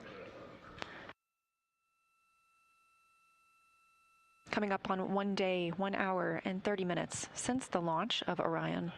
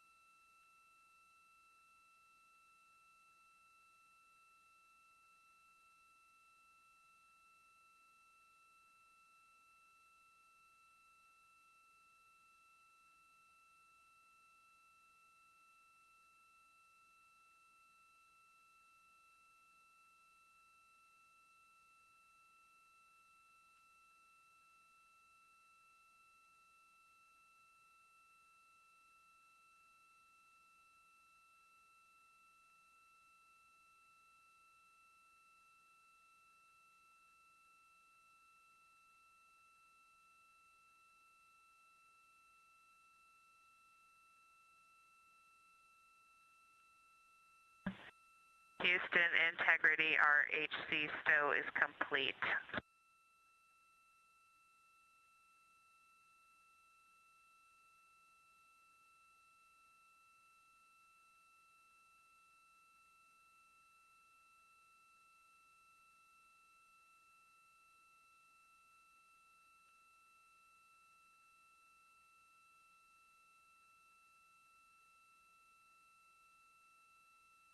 We recently heard a call that the Integrity, we copied. RHC stow is complete on T-Drift East.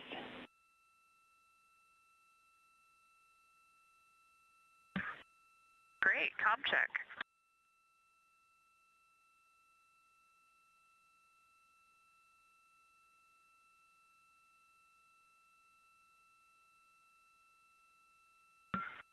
Houston, integrity, we have lost DU2. It appears it may be power cycling with a DAC message of DU2 comm fail.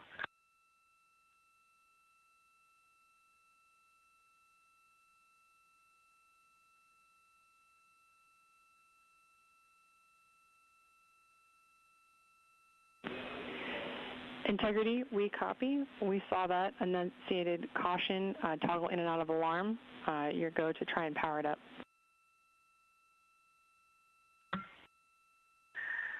And Houston, it was in a power cycle after going down, and it has come back up. We are going to go ahead and understand the prop cautions are no action. They are recurring and going away a few seconds later. We'll stand by for any other troubleshooting words on DU2, but so far it looks like it's nominal.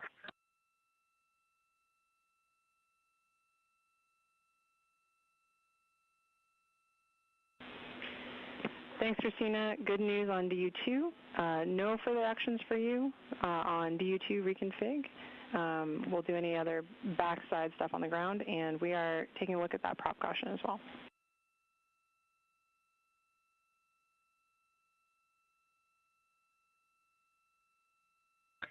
Copy all, and copy also the good comm check on T-Drift.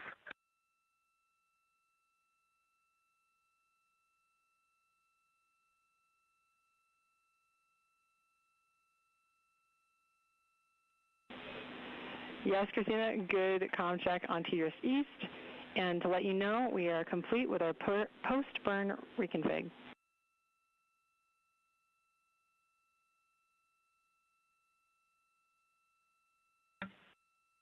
Copy all.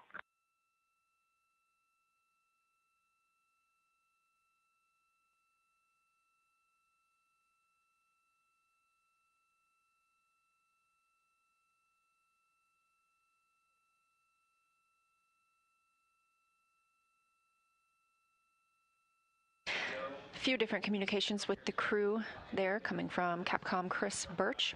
We heard the crew report that they were having an issue with their DU. That's the display unit. There are 3 display units inside Orion. It sounds like one of those is rebooting and powering back up.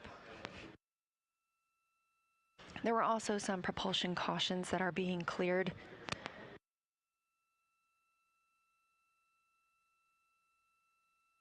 Additionally, we are still on the Tracking and Data Relay Satellite System, or TDRS, and have handed over to TDRS East, confirming that we had a good voice check on TDRS.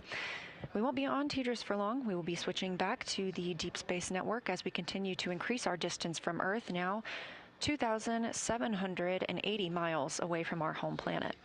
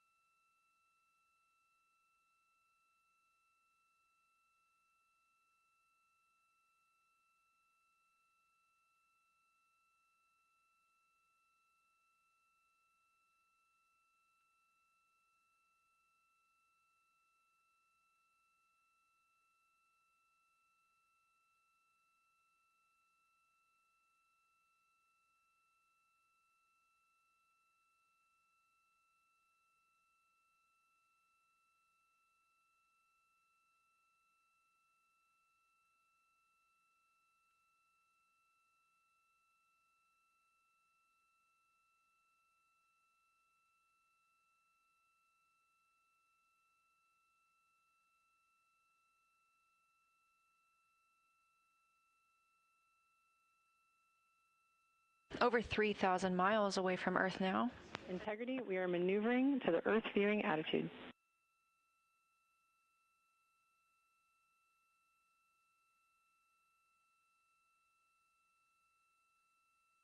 Copy, and thank you. Orion is now being maneuvered into an attitude to allow the crew to be able to see the Earth as they depart it. Again, we are rapidly leaving our home planet and growing closer to the moon, now 240,300 miles away from our lunar neighbor. In about 5 minutes, we will transition from the Tracking Data Relay Satellite System as our primary method to communicate with the crew over to the Deep Space Network. They'll remain on the Deep Space Network all the way around the moon and until they return to Earth.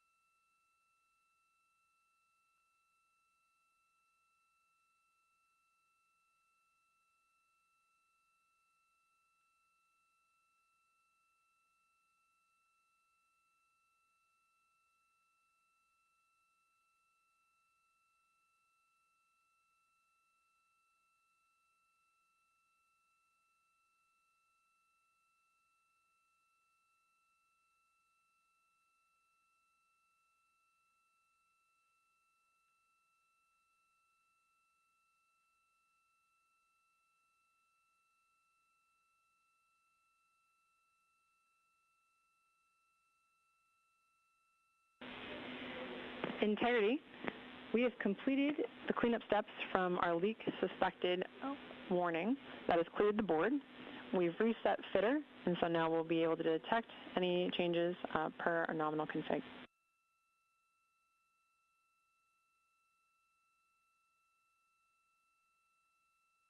That's great news, Houston. Thank you.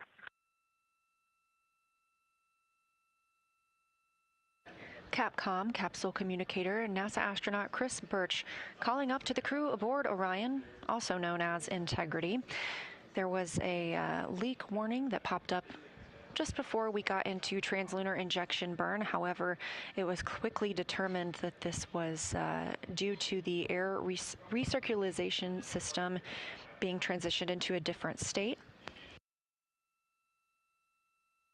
All teams remained go for translunar injection as we continued to get good readings inside the cabin, and that warning has since been cleared.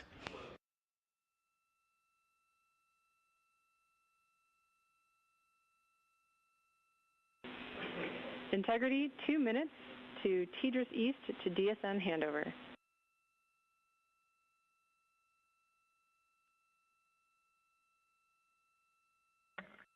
See you on the other side.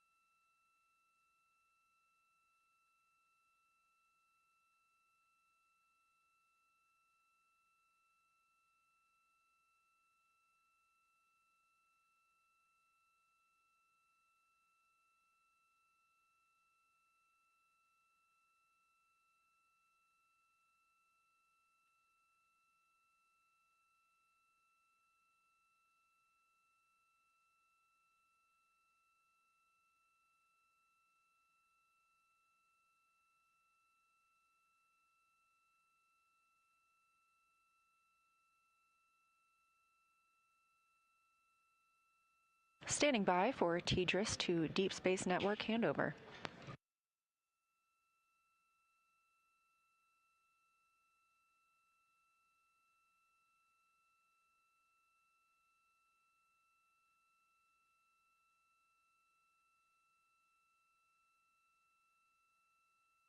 We're now handing over to the Deep Space Network and expect to hear some comm checks once the crew is on the other side.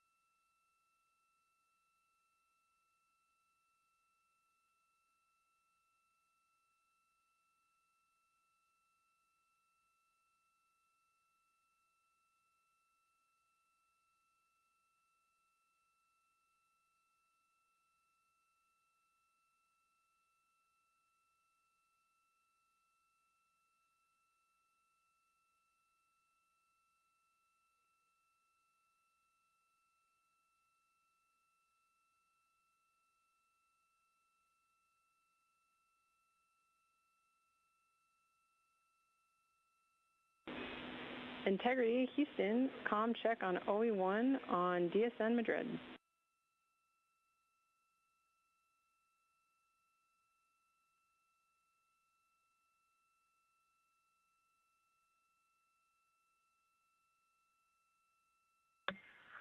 We have you loud and clear. Copy, we have you the same.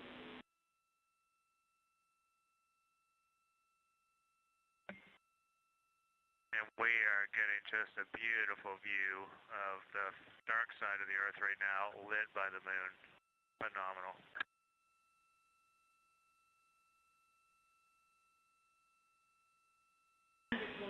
That sounds amazing. We hope you're taking some pictures for us.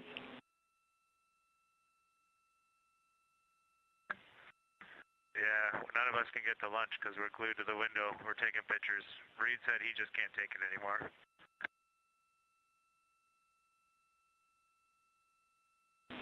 That tracks. Thanks, Integrity.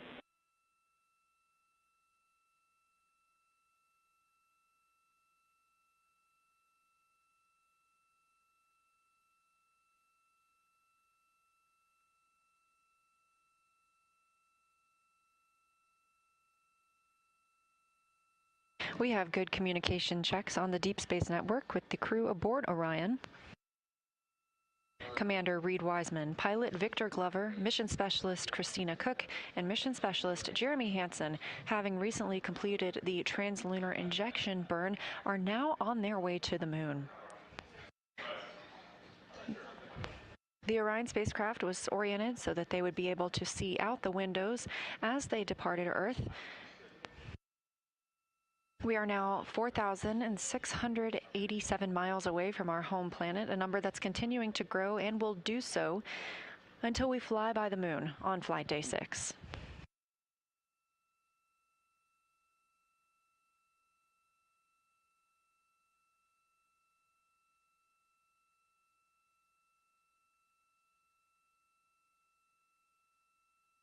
The crew reports beautiful views of Earth as they fly by the dark side, as referred to by Mission Specialist Jeremy Hansen. They are taking photos that we will expect to see downlinked later on and look forward to sharing.